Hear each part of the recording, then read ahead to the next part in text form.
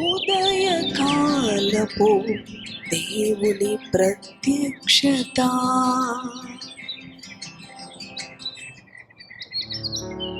హల్లెలూయా. దేవునికి స్తోత్రం. ప్రియ దేవుని బిడ్డలారా, మరి యొక్క ఉదయకాలము దేవుని యొక్క ప్రత్యక్షపు వాక్కు మనము ధ్యానం చేసుకుందాం. మన పరిశుద్ధ గ్రంథంలో నుంచి రోమా పత్రిక 12వ అధ్యాయం 1వ వచనమును చదువుకుందాం. కాబట్టి సహోదరులారా, పరిశుద్ధమును దేవునికిని అనుకూలమునైన సజీవ యాగముగా మీ శరీరములను ఆయనకు సమర్పించుకొనుడని దేవుని వాత్సల్యమును బట్టి మిమ్మును బతిమాలుకొనుచున్నాను. ఇట్టి సేవ మీకు యుక్తమైనది. హల్లెలూయా. ఈ ఉదయకాలము ప్రభు యొక్క పరిశుద్ధ దినం, విశ్రాంతి దినం. ఆయన సన్నిధికి వెళ్ళి కుటుంబ సమేతముగా మన ప్రభువుకి ఉత్తమమును అనుకూలమునైన సజీవ యాగముగా మన దేహములను సమర్పించుకునే దినము ఈ ఉదయకాలం. నీ పడకల యొద్ద నుంచి లేచి ప్రభుని స్తుతించి మరి ప్రభుని ఆరాధించడానికి, దేవుని సన్నిధికి వెళ్ళడానికి వేగిరపడుచున్నావా సహోదరి సహోదరుడా? లేకపోతే ఏదైనా ఇంకా వేరే లోక సంబంధమైన, కుటుంబ సంబంధమైన పనుల చేత ఆలోచనలో మరి ఉంటూ ఉన్నావా? ఈ ఉదయకాలం ప్రభు అంటూ ఉన్నాడు, ఉత్తమమును అనుకూలమునైన మరి సజీవ యాగముగా మనము దేవునికి మన దేహములను సమర్పించుకోవాలి. అవును, ఇది పరిశుద్ధ దినము.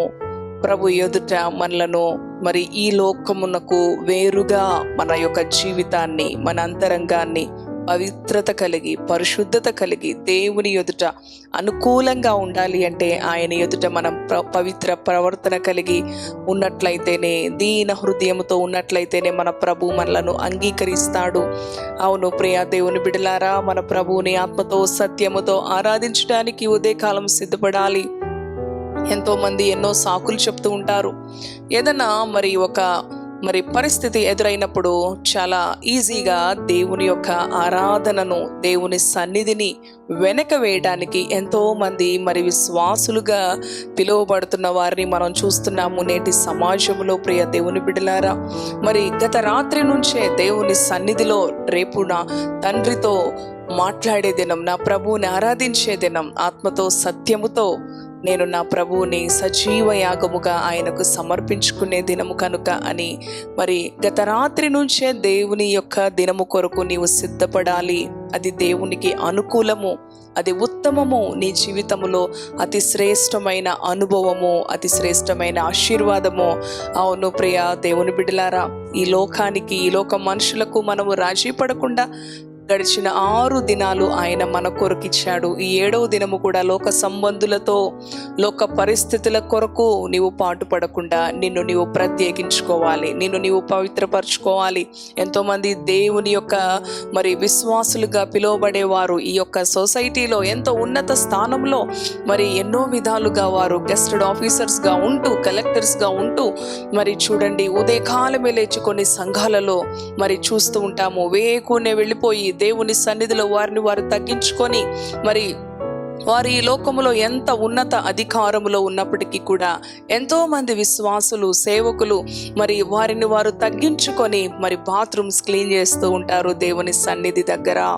మరి చూడండి, మరి దేవుని సన్నిధిని శుభ్రపరుస్తూ ఉంటారు, వేకునే వెళ్ళిపోతారు. ఆరాధనకి నేను ముందుండాలి. గత 6 దినాలు వారి ఉద్యోగంలో వారు ఎంతో ఉన్నత స్థానములో ఉన్నప్పటికీ, ఎంతో గౌరవప్రదమైన మరి అనుభవంలో వారు ఉన్నప్పటికీ మనం అంటాం కదా, మనం చూస్తాము, శతాధిపతి తన దాసుడు విషయంలో అంటూ ఉన్నాడు, నా దాసుని ఒక్క మాటతో సెలవీయ్యా, నా దాసుడు బాగుపడతాడు. చూడండి, ఆ దాసుని విషయంలో మరి ఆ శతాధిపతి దేవుని విషయంలో ఎంత అనుకూలంగా, ఎంత ఉత్తమముగా దేవుని సన్నిధిలో తన్ను తాను అగుపరుచుకుంటున్నాడు. ఎంతో మందిని మనం చూస్తూ ఉంటాం కదండి. నా వ్యక్తిగత అనుభవంలో కూడా మరి నా యవ్వన కాలంలో, నా బాల్య దినములలో కూడా నా ప్రభువుని ఘనపరచాలని, అందరికన్నా కూడా ముందు వెళ్ళి నేను దేవుని స్థానములో కూర్చోవాలి, ఆయన సన్నిధిని శుభ్రపరచాలి అని మరి అనేక విధాలుగా ఆలోచన, ఆశ, తృష్ణ కలిగి ఉంటూ ఉండేదాన్ని. ప్రభు ఆయన మహాకృపను బట్టి అటు రీతిగా ఆయన అంచెలంచెలుగా ఆయనలో ఆశీర్వదిస్తూ వస్తూ ఉన్న దేవుడు, ఈ ఉదయకాలము నీవు కూడా సజీవ యాగముగా నీ దేహాన్ని దేవునికి సమర్పించుకో. నీ శరీరంతో దేవుణ్ణి ఘనపరచాలి, నీ ఆత్మతో సత్యముతో విరిగి నలిగిన హృదయంతో ప్రభువుని మహిమపరచాలి. ప్రియా దేవుని బిడ్డ, దేవుని సన్నిధికి ఆరాధనకి వెళ్ళి ప్రభువుని ఆరాధించడమే కాదు, కానీ సజీవ యాగముగా నీ నోటితో, నీ చూపుతో, నీ తలంపులతో, నీ చేతులతో, నీ కాళ్లతో సమస్తము కూడా దేవునికి సమర్పించు. దేవుని పని కొరకు సమర్పించు. ఇది ప్రభు దినం, నా ప్రభు దినం. ఆయన సన్నిధిలో నేను పని చేయాలి, ఆయన సన్నిధిలో నేను తగ్గించుకోవాలి. ఆయనకు అనుకూలముగా ఈ లోకంలో వేరై నా పవిత్ర ప్రవర్తనను బట్టి, నా పరిశుద్ధ జీవితాన్ని బట్టి, నా దీన హృదయాన్ని బట్టి నా ప్రభువుకి అనుకూలంగా నేను ఆయనను ఎదుర్కోవాలి.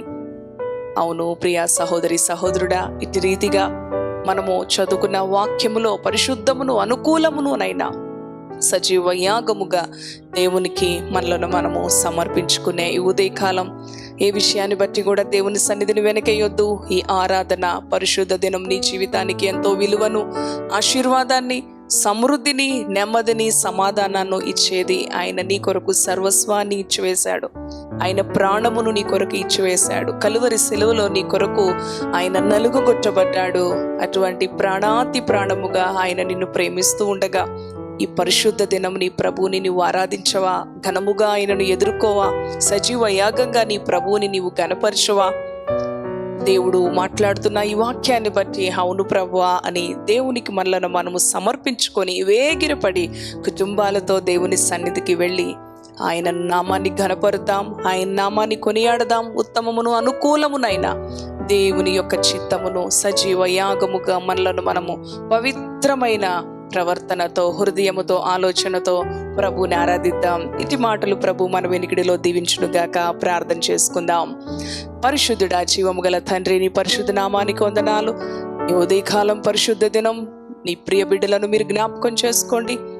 సజీవ యాగముగా, పరిశుద్ధముగాను, అనుకూలముగాను వారి దేహములను నీకు సమర్పించాలి. జిహ్వ ఫలమును హృదయ అంతరంగ లోతుల్లో నుంచి నిన్ను ఆరాధించాలి, నిన్ను మహింపరచాలి. పై పెదవులతో కాదయ్యా తండ్రి, సహాయం చేయి. మా కొరకు కలువరి సిలువలో నలుగుగొట్టబడ్డావు. మేము చేసిన పాపముల నిమిత్తం నా ప్రభు శిక్షను అనుభవించాడు. నన్ను విడిపించిన దేవుడు, నన్ను రక్షించిన దేవుడు, నా ప్రాణ ప్రియుడు అని ప్రభువా తండ్రి, నాయన నీ బిడ్డలు తండ్రి ప్రతి విషయంలో కూడా ప్రభువా ఉత్తమమును, అనుకూలమునైన దేవుని యొక్క చిత్తమును గ్రహించిన వారై నీ ఎదుట సాగిలపడి సజీవ యాగముగా నిన్ను ప్రభువా మహిమపరిచే కృప, సమర్పించుకునే కృప నీ ప్రియులైన నీ బిడ్డలందరికీ కూడా అనుగ్రహించమని, ఏ ఒక్కరూ ఆరాధనను వెనక వేయకుండా ఎన్ని పనులున్నప్పటికీ వాటిని ప్రక్కన పెట్టి నిన్ను ఘనపరిచే కృప, నీ ఎదుట అనుకూలముగా ప్రభువా వారిని వారు కనుపరుచుకునే కృప నీ బిడ్డలకి మెండుగా అనుగ్రహించమని,